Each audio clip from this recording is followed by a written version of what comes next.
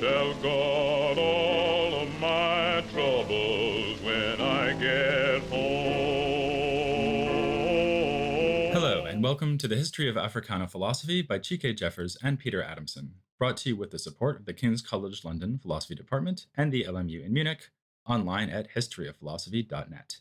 Today's episode will be an interview about African identity in the early 19th century with James Sidbury, who is Andrew W. Mellon Distinguished Professor of Humanities at Rice University. Thanks for coming on the podcast. Thank you for inviting me. We're going to be talking about the emergence of African identity in mostly the English-speaking world. And I wanted to start at the start. Mhm. So how early do we observe the first signs of an African identity among diasporic Africans, as opposed to identity tied to the local place or people in Africa where these people had been born? I mean, was there a tension between these two forms of identity? That's a great question. In part, it's nice that it's phrased in terms of how early do we see, because one of the issues that arises with this kind of work is that one only gets occasional glimpses of what people were thinking because these are people who did not control the written record. So one of the interesting things about this is there's a cluster of evidence of people talking of themselves as Africans that comes during the 1760s and 1770s. And the most famous and obvious ones involve the London-based writer of letters, Ignatius Sancho, and the Massachusetts-based poet, Phillis Wheatley. But there's also a church in Williamsburg, Virginia, a Baptist church founded by an African-American preacher named Gowan Pamphlet that calls itself the African Baptist Church of Williamsburg. And all of these things are occurring sometime in the 1760s through 1780. Sancho's letters are published in 1784, but they're published as a group posthumously, and many of them were published before then. So that's when this first happens. And is there a tension between that and this notion of African identity and an identity that's rooted in the continent of Africa that would not have been an African identity? Because, of course, nobody living in Africa at the time would have thought themselves African. They would have thought themselves residents of a village, Or members of an as ethnic Igbo group. or something. Right, an Yeah. Igbo, a Khan, Yoruban.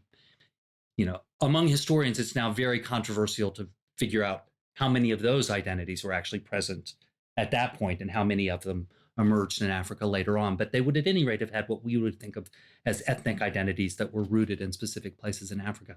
And there is a tension between those ways of thinking of the self historically, though I don't think there has to be. I don't think it's an inherent tension. But because the discussions of what it meant to be African that emerged among diasporic peoples from the 1770s onward were very profoundly Christian and very self-consciously, and you'll always have to use scare quotes when you use this word, civilized. Their notion of what it meant to be African was to be a kind of person that was quite rare on the continent of Africa. And their project was one that was going to, in fact, turn Igbos into Africans or Yorubans into Africans by quote unquote civilizing them, by converting them to true religion, which in their mind was Christianity, usually evangelical Christianity. You mentioned Wheatley and Sancho. So we have the letters of Sancho, we have the poems of Wheatley. We also have letters from Wheatley, actually, Mhm. but mostly with her, I guess we're dealing with poems. How do we see this emerging in their works? So they refer to themselves as African, right? They use the word African of themselves. Yeah, I see them as the progenitors of a kind of literary discourse of African identity. But they are that without intending to be that. African was a descriptor that Europeans used for people from Africa from way back. And thus, when they began to publish, they were often referred to as African. That had all sorts of potentially derogatory meanings in British and American culture at the time. So one can easily imagine that they might have run from it. They did not. They embraced it. And they often used it. They used it differently. Sancho was very playful. Lawrence Sterne was his model. And so everything he wrote was ironic and had several layers of jokes involved in it. And so there's a case one time in which he was commenting, as he often did, on British politics. And he wrote, what does a thick-lipped son of Afric have to say about this? Now, it's clear in doing that there's sort of these several layers. He's on the one hand commenting on the fact that white Britons would often think that a black person wouldn't have an opinion on that. He's using a derogatory physical descriptor of Africans in doing it, and he's doing it while he's commenting on British politics in a very knowing way and taking this position, and thus undercutting all of those kinds of racist assumptions that underlie that. Phyllis Wheatley was not funny. At least not in print. No, she's very serious. Yes. Yeah, she's a deeply evangelical woman, a part of the Calvinist wing of the Methodist movement, centered on the Countess of Huntingdon in London. And she did not make these playful allusions, but there is a kind of famous case in which she instructs deists and asks if an Ethiop must be the one to instruct them. And of course, then what she does is instruct them. It's clear that an Ethiop is the one that needs to instruct them in that way. And so they both make use of that term or that descriptor, make it something that is positive. And I think that those who come after them then much more self-consciously start to use it and to style what it means to be an African as a result of their writings. And then the American Revolutionary War happens, and this creates a kind of new context in which Black people in America can kind of form an identity. And maybe especially you could talk about that with reference to Baptists and how that works in this context. Yeah, the American Revolution plays an enormously important role in all of this, and it plays a number of different roles, in fact. And so I'll work to the Baptists, but it is true that the first and most important change affected by the American Revolution in structuring the ways in which these discussions took place has to do with the anti-slavery impulses that were a part of the revolution. Now, historians argue endlessly about whether the revolution should be considered anti-slavery or pro-slavery or somewhere in between. For what it's worth, I tend to fall on the pro-slavery side of the argument. But there are undoubtedly very strong anti-slavery impulses among some of the leaders of the revolution. And without those, it's difficult to see how the new states in which slavery was not an absolutely crucial socioeconomic force would have moved to abolish slavery. Massachusetts, Connecticut, Rhode Island, New York, Pennsylvania, and New Jersey all abolished slavery or all put slavery on the road to abolition would be a better way to put it. By 1804, New Jersey is the last of those states to do that. What that means is that there are a lot of enslaved people in the North who are acquiring their freedom, and there are free Black communities that are coming together there. And those free Black communities become absolutely crucial incubators of these discussions about what it means to be African. So on one level, the revolution's crucial for that.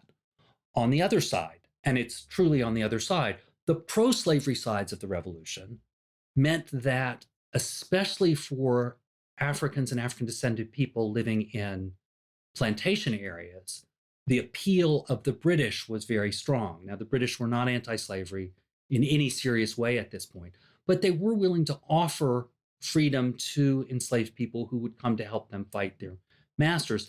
And so a large number, about 9,000 is the best estimate we have, of enslaved Southerners ran to the British during the American Revolution, either in Virginia or in South Carolina. Those are the two main places it happened.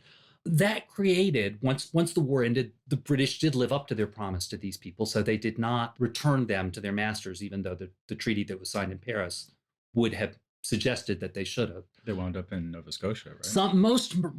About a third wound up in Nova Scotia. So the biggest group wound up in Nova Scotia. Some went to the Caribbean, some went to London.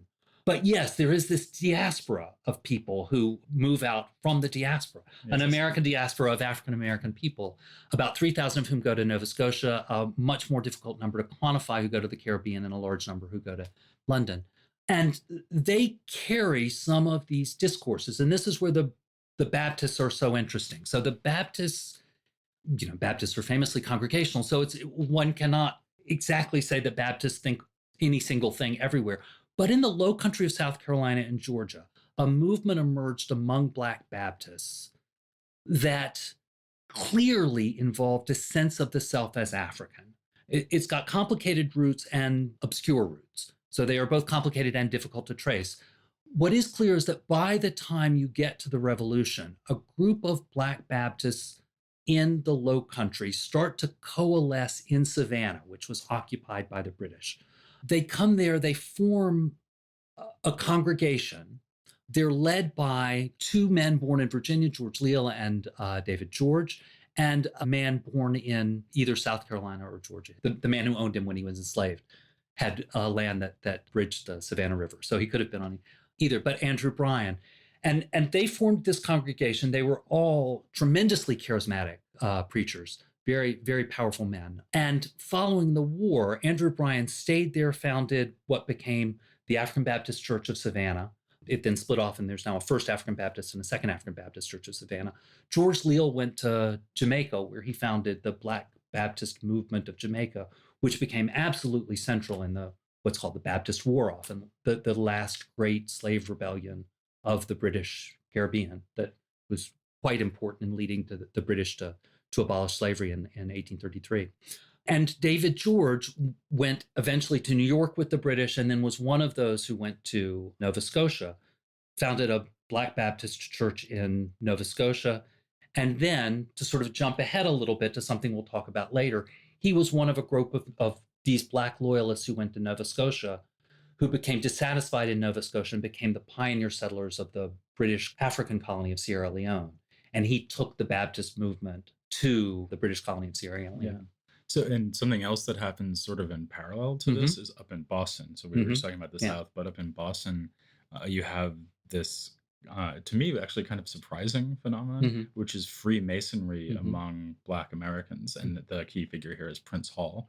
Would you see that as a comparatively secular development? I mean, of course, they talk a lot about the Bible and so on, and the the Masonic texts as well. Yeah. But compared to Baptist Christianity, yes, it's comparatively secular is exactly the right way to put it. That is, this is the 18th century, and as I know, you well know, and most listeners probably know, the line between secular and sacred that we have now is not the same as the one that they had then. But he was a Mason.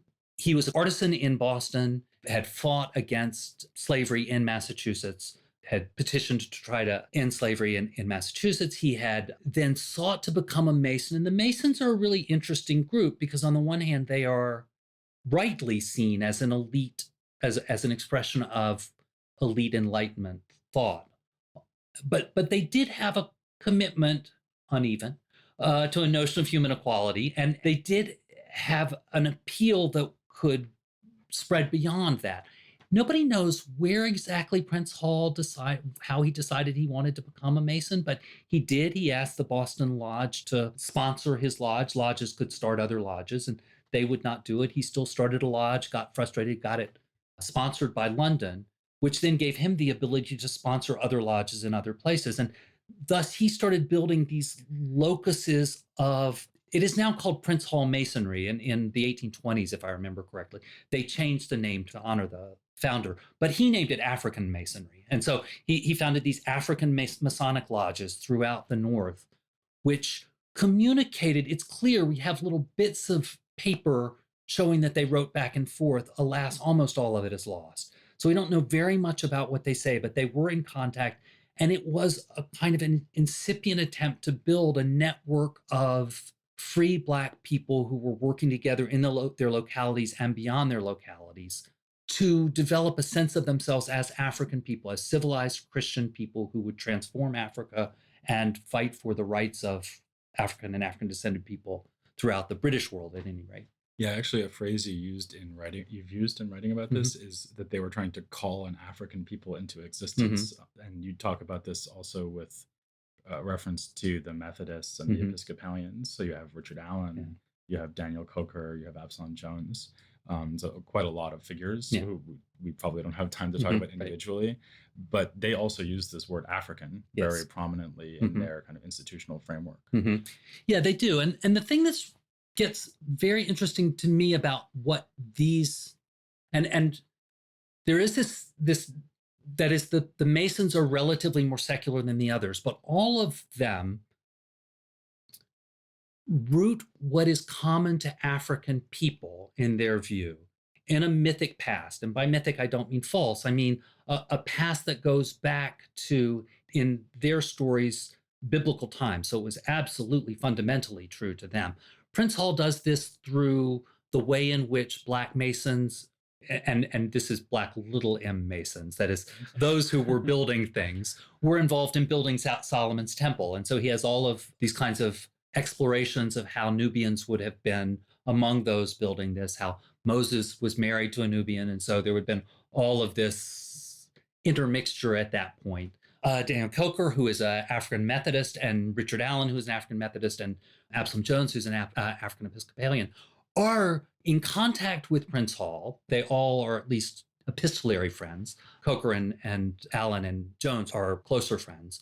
And they all root this kind of sense of what makes their us African in biblical scripture. And they're particularly taken with a phrase from a first epistle of Peter, in which God calls out a chosen people, a special people. And they see God having preordained that Africans would be a people. And thus they're trying to recreate that sense of unity, which existed in mythic times, they feel, and had been broken in the modern era. Oh, that's really interesting, because it sort of means that because the diaspora gives them this Christian context for thinking about what it means to be African, when they go back to Africa, then in a way they're importing this like biblical idea of Africans as being one people, which maybe didn't exist in Africa.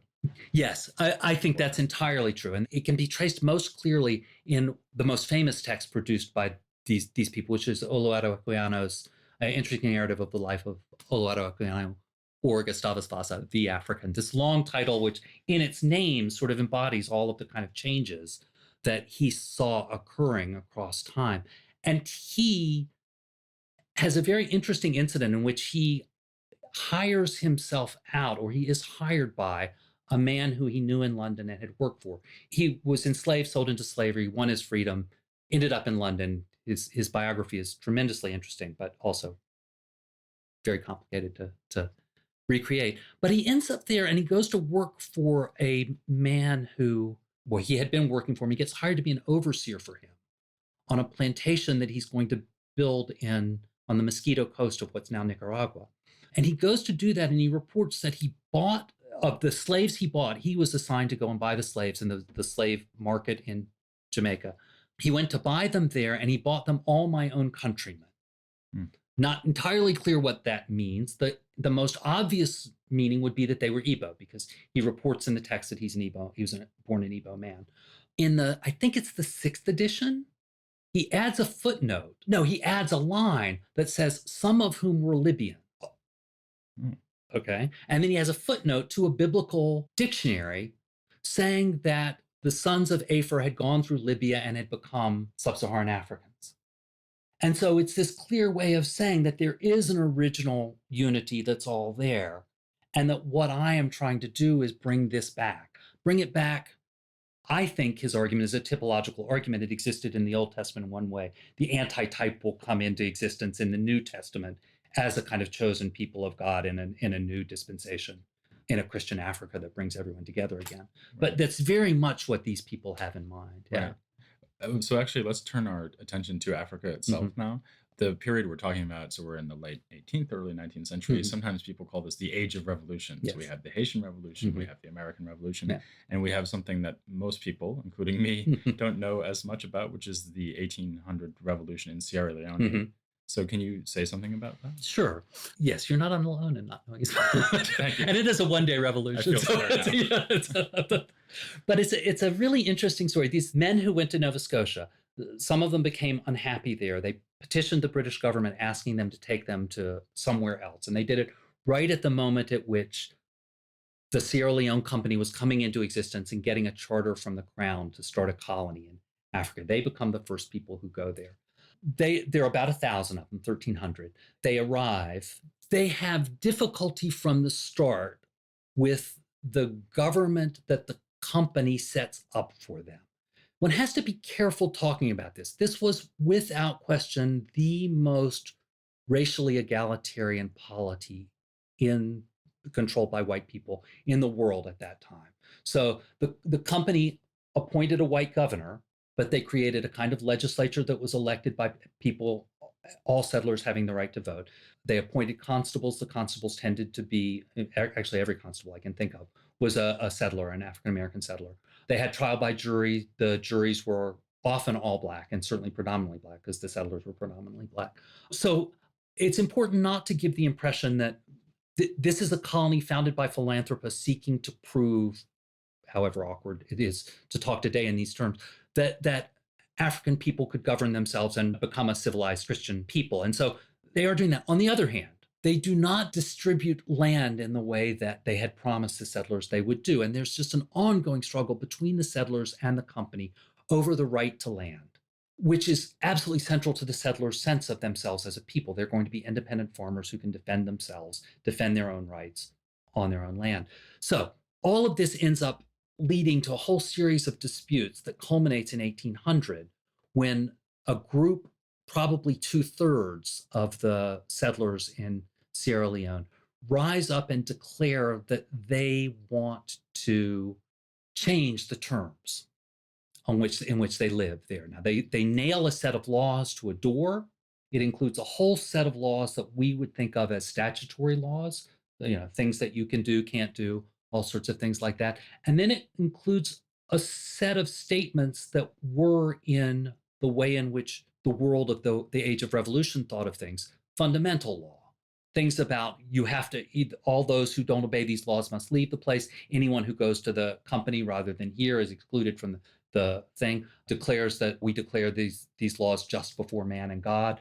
Now, this is something I've been thinking a lot of recently, and I've changed some of my thinking since I wrote the book. It is clear it's not a declaration of independence. It just simply does not declare independence. When I wrote the book, I acknowledged that and then said, but that's really what it was. And then I went back and read it, and especially in light of some really interesting work that's being done on the appeal of royalism to people of African descent and people and indigenous peoples in the Age of Revolution, I came to realize that they're very careful not to declare independence, and they're very careful not to make any effort to kick the crown out of Sierra Leone. What they do say is that settlers will make the laws that govern settlers. The company will regulate the commercial activity of the company.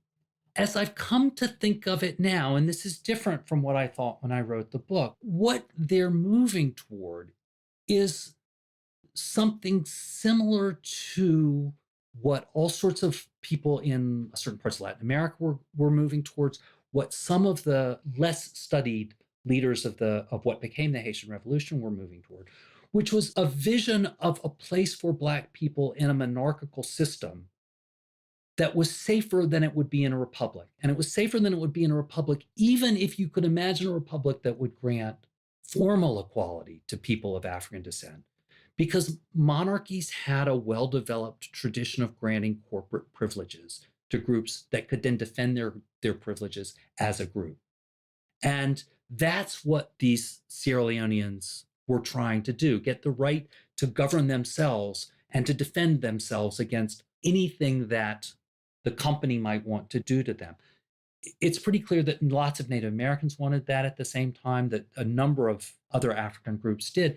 And as I'm coming to see it, it seems to me that it's a kind of a really interesting critique of white republicanism, one that, isn't systematized in the way that, say, Tocqueville did the notion of the tyranny of the majority. But these are people who really understand a tyrannous majority. And they're looking for a world in which, rather than being subject to a majority, they're going to be able to fight for themselves as a group that has protection from somebody who's granted them the privileges. And so I see this all fitting into the Age of Revolution now much differently than I did, I guess, when I read the book. And when Paul Coffey comes along and tries to establish a link between the American African community and the Sierra Leone colony, is he trying to do the same thing, or how does that compare? No, that's a great question. No, Paul Coffey is much more committed to the possibility of a world in which Republican governments can recognize the rights of all peoples. That makes sense in a lot of ways. He's a Quaker, so he comes from the religious denomination that certainly doesn't match what we would like to think are our opinions about what racial equality is, but are way ahead of any other group at the time in that regard. He comes from Massachusetts, which was way ahead of most places. He is in a community in which he has a Native American wife, he has white patrons. He comes out of a world that's very different from most of these Nova Scotians who came from plantation societies and had escaped slavery. So he looks out, and what he wants to do is create a world in which, or a nation that is amazingly progressive for that time and is much needed, a vision of nationalism that's much needed now. It's one that doesn't involve walls or barriers. It's one that doesn't involve exclusions. It is one in which Black people would rise as a nation. And he's very clear about that. And he uses language that, as somebody doing research, there are just these moments that are way too rare where the people you're looking at actually say what you want them to say. And he does at one point say that his goal is to make Africa a historian's nation. And so he's absolutely engaged in this notion of what a nation is at a time when that's an absolutely central issue for philosophers throughout the Western world. But what he wants out of that is he thinks it's absolutely necessary that there's somewhere that Africans control a polity. And that for him is what Sierra Leone is going to be. And so he travels there to try to foster that. He does not believe that the nation that emerges around that, the nation state, will encompass the nation of African people. So he gets there, he organizes what in anachronistic terms we could call a chamber of commerce in Freetown that's made up of relatively well-to-do Nova Scotian settlers. He then goes back to the United States and organizes little Black chamber of commerce, as he calls them, African societies, in each city, in each of the major port cities: Baltimore, Philadelphia, New York, New Haven, Boston, and to some degree Richmond. He's less successful in Richmond. His idea is that what will happen then is that will be the way in which trade occurs between Sierra Leone and the United States. That will have the dual effects of bringing Sierra Leone more firmly into the kind of world of benevolent commerce. And he was a merchant and a shipbuilder, and he believed in the world of benevolent commerce. So it would bring them more firmly into there. But it would also create a kind of positive feedback loop in which African Americans would control the profits made from that. Africans would control the profits. You would have a kind of socioeconomic basis for well-being in all these places. And it would not be a group with corporate privileges in the way that you would have it in a monarchy. It would instead be a group with the ability to defend itself because it would be socioeconomically powerful enough to do that, and thus more in the kind of interest group notion of rights and privileges that we get in Republican North America. So as we move ahead then to the 1820s, and we kind of get into a period where these kind of emigrationist projects start to fail, one idea that I had sort of reading up on all this is, well, if the American Colonization Society and all these white slaveholders had just stayed out of it and let African Americans like Paul Coffey run the show, then actually that might have been a more successful enterprise. Is that too simplistic? I don't think so. I think there are two sort of body blows to the immigration movement that occur in 1817. And one is Paul Coffey dies. And losing him is just an enormous blow, in part because he was a very wealthy man and he was willing to put money behind this. And that had a lot to do with the way it built. And the other was he was a very prominent man. So he met with the president. He met with the Secretary of State. He met with British merchants. He could build a kind of level of support there. But the other, and it happened the same year, was the founding of the American Colonization Society. And its founding, those who supported immigration didn't think at first it was going to be that big a body blow. There were members involved in the founding of the American Colonization Society who were sincere opponents of slavery and believed that it was going to be a way to help put slavery on the road to elimination. And Coffey died before we can be sure of how he felt about it, but he was friendly with those people. And Richard Allen was friendly with those people. And there were ties. But the Black public saw it immediately as an attempt by white slave owners to put together a system to deport free Black people to ensure the safety of their control of enslaved people. Because all the Black people who were left in America would be slaves. Would be slaves if all of the free people were moved to the American Colonization Society. And so it just destroyed it. We'll never know what would have happened if that hadn't occurred, but it certainly couldn't have been worse. And the immigration movement had been on a really steadily upward trajectory and had become so much more complicated and so much more interesting, in part because of Coffey, and was moving in a direction where it didn't involve anything where huge numbers of people had to choose to move. It involved really building a kind of a African Atlantic commercial and intellectual community. Yeah. So one last, and this is Mhm. going to be a very general last Okay. question. All these people that we've talked about who are thinking about Africa, what is their attitude towards Africa? You say in your book at one point that sometimes they see it as a dark and pagan continent in need of salvation, but sometimes they see it as an earthly Eden victimized by white slave traders. Actually, was just looking at a sermon by John Marrant Mhm. where he says that the Garden of Eden paradise was actually in Africa, or he Mhm. tries to prove Yeah. it. Mhm. So there's this seems like there's this kind of dichotomy there in the way they see Africa. Mhm. Do you think that that's just a kind of tension that they're always going back and forth between the two, or is one of those more dominant? Is one more dominant? I suspect it is. Yes, I think the vision of Africa as a dark continent is probably more dominant. It's so much more dominant in white letters, and whites control the written record, the print world to such an extent that it's probably more dominant. But it is always in tension. And the thing that lots of Black writers do is to try to make them a part of the same story. So in those sermons and pamphlets, they will talk about an Edenic Africa that was destroyed by white slaveholders and then becomes this hellish place where no one is safe and no one can live, and from which we or our ancestors, in the way they write, were stolen and sold into the Americas. And so they can come together. They're not always in tension. There is a kind of a tension there. Some people fall all the way on one side and some all the way on the other, but really most have some elements of both in there. And so that's just one of the kind of tensions that plays out in these discussions. Okay, great. So thanks very much. Next time, we're going to be moving on to look at fiery polemicist and abolitionist protester named David Walker. Oh, So that's something to look forward to for next time. But for now, I will thank James Sidbury very much for coming on the podcast. thank you so much for having me. I really enjoyed it. And please join me and Chike as we look at David Walker next time here on the History of Africana Philosophy. I'm gonna tell God all of my troubles when I get home.